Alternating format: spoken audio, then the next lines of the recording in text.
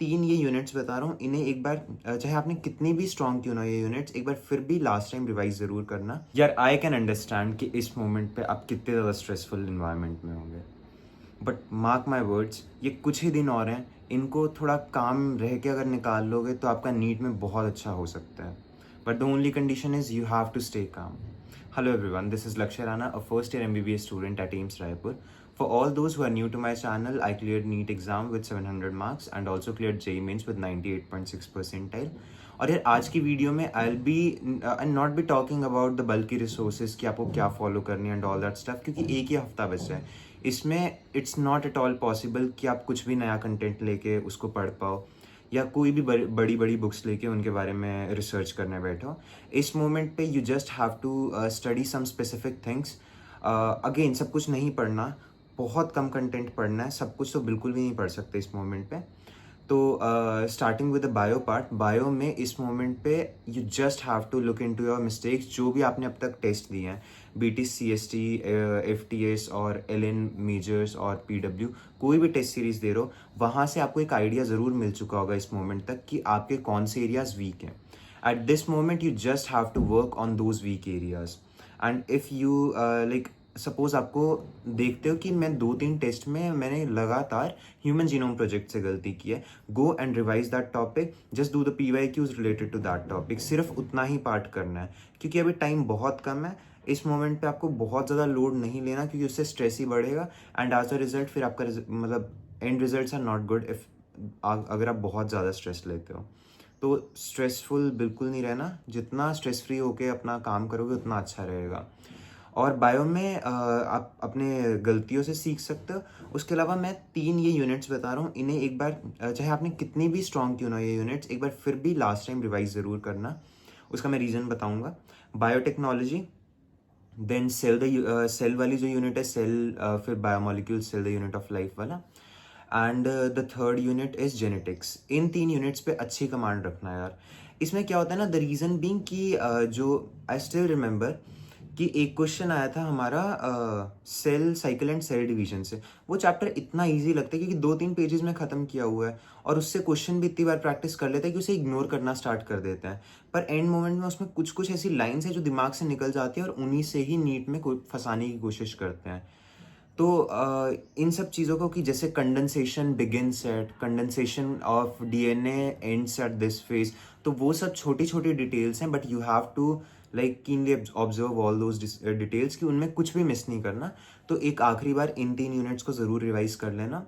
Coming to physics and physical chemistry, इन दोनों का फंडा सेम रहेगा. सिर्फ अभी के लिए अपनी फॉर्मूला शीट पे ध्यान दीजिए. फॉर्मूला शीट नहीं है तो किसी भी अच्छे इंस्टीट्यूट की आप कोई फॉर्मूला शीट्स डाउनलोड कर सकते हैं, आजकल तो किसी सोर्सेज से मिल ही जाती हैं. तो जस्ट मेक श्योर कि इस मोमेंट पे you just focus on your formula sheets.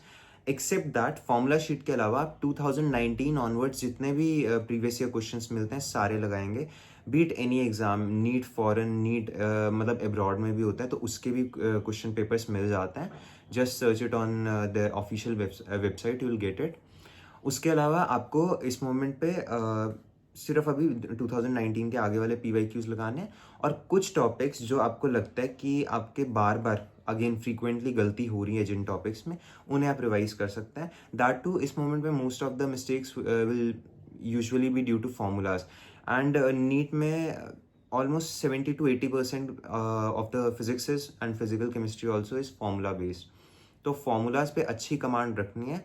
That is the reason you are suppose to again and again revise formulas. तो मेक श्योर कि आप फॉर्मूलाज रिवाइज करना ना भूलें. Now coming to the organic chemistry वाला part. Organic chemistry में यार देखो, मैं अभी नीचे एक लिंक डाल दूंगा जिसमें मेरे खुद के शॉर्ट नोट्स हैं, आप वो रिवाइज कर सकते हैं. मैं इस मोमेंट पे हालांकि देखो NCERT पढ़नी चाहिए, अगर आपके पास टाइम है तो NCERT ज़रूर पढ़ना, बट अगर नहीं है तो आप मेरे शॉर्ट नोट्स को यूज़ कर सकते हो. मैं लिंक डिस्क्रिप्शन में डाल दूंगा. और उसके अलावा आपको अगर पॉसिबल हो तो हाइड्रोकार्बन्स और GOC की NCERT एक बार ज़रूर पढ़ लेना. हाइड्रोकार्बन्स और GOC का मेरे शॉर्ट नोट्स में नहीं मिलेगा आपको क्योंकि वो 2 चैप्टर्स मैंने खुद भी NCERT से ही पढ़े थे. और यार जो GOC है उसमें जो बुक है कुछ ऐसे स्पेसिफिक मतलब कंपाउंड्स दिए हुए हैं जिनके बारे में आपने कभी सुना भी नहीं होगा. Anti pyrrole and all that stuff. तो उन सब चीज़ों पे आप थोड़ा ध्यान देना। कई बार बच्चे वो छोड़ के चले जाते हैं और अब यूजुअली वो क्या करते हैं, उसी में से ही क्वेश्चन उठाते हैं, पूछते हैं इसमें कितने लोन पेयर्स हैं, कितने बॉन्ड पेयर्स हैं, कितने इसमें फ्री पेयर ऑफ इलेक्ट्रॉन्स हैं। वो सब चीज़ें अपने दिमाग में ज़रूर रखना, वो भूलना नहीं है, that is very important. Hydrocarbons और जीओसी, इन 2 चैप्टर्स में तो अच्छी तरह एनसीईआरटी एक बार पढ़ लेना। कमिंग टू इनऑर्गेनिक वाला पोर्शन, इनऑर्गेनिक में जस्ट आप एक बार आखिरी बार ट्रेंड्स को देख लेना।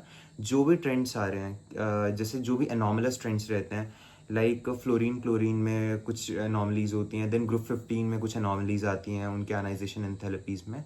तो वो सब चीज़ें आप देख के जाना, यूजुअली उन्हीं से ही क्वेश्चन बनता है, क्योंकि अब आपके कंपाउंड्स तो मोस्टली रिमूव ही कर दिए गए हैं सिलेबस से, तो उतना पार्ट ही करना है। बाकी मतलब जो जो मैंने बताया है ना यार, ये मतलब ज़्यादा इस पे स्ट्रेस नहीं लेना, जितना कर सकते हो करो।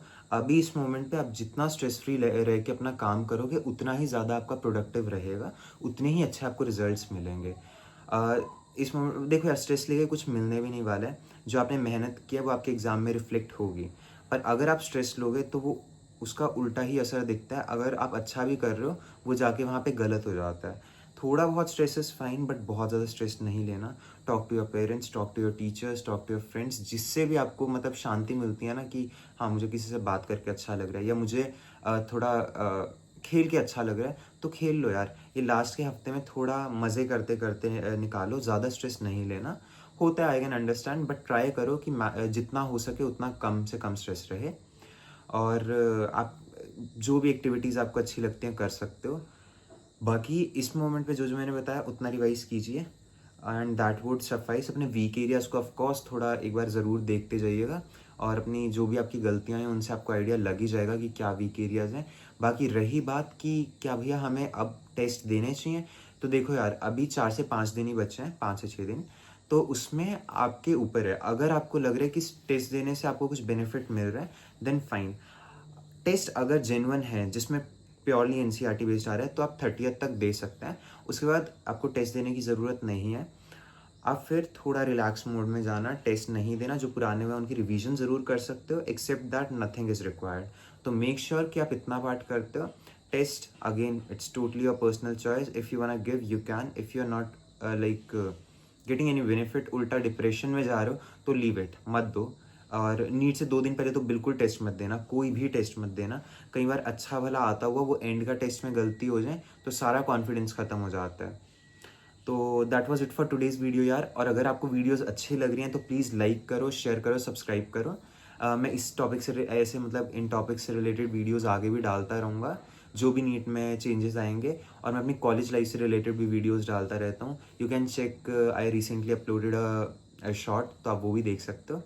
तो ठीक है यार, फिर मिलते हैं नेक्स्ट वीडियो में। ऑल द वेरी बेस्ट, और अच्छा ही होगा, ज़्यादा टेंशन नहीं लेनी। जितना स्ट्रेस फ्री रह के करोगे उतना अच्छा है। चलो फिर सब्सक्राइब कर देना। Bye bye.